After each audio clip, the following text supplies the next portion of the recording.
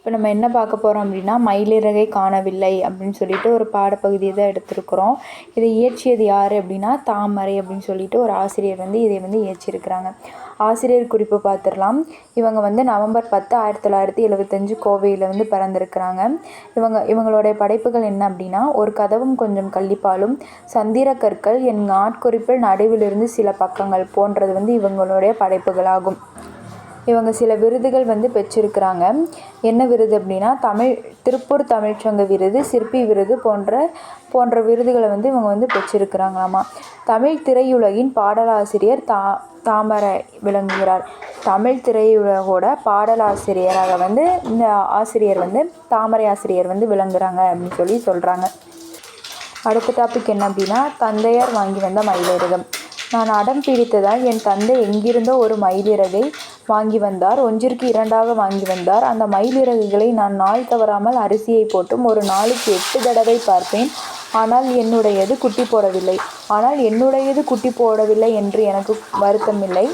என்னுடைய நண்பன் ஏழுமலை அரிசி மயிலிறகுக்கு ஒரு நாள் கூட போடவில்லை. ஆனால் அவனது மயிலிறகு குட்டி போட்டது என்று கூறும்போது தான் என்னால் தாங்க முடியவில்லை என்கிறான்.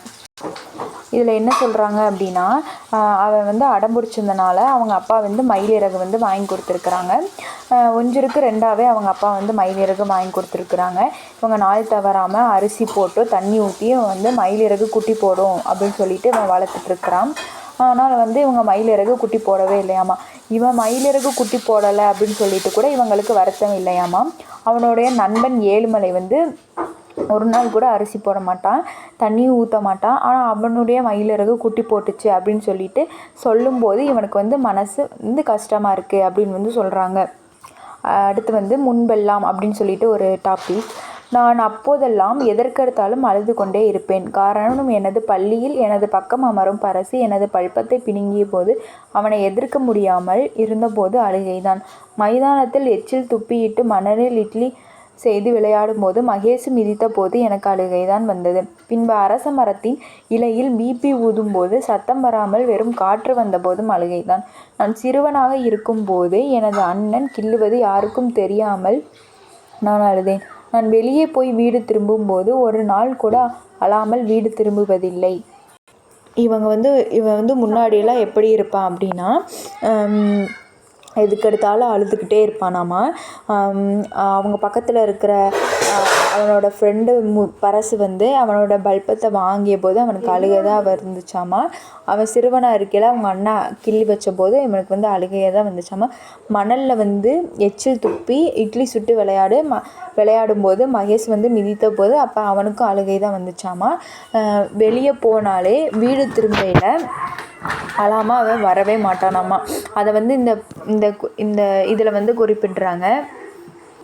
இப்போதெல்லாம் ஒரு நாள் மிதிவண்டியில் ஒரு முக்கை திரும்பும்போது நான் கீழே விழுந்து விட்டேன்.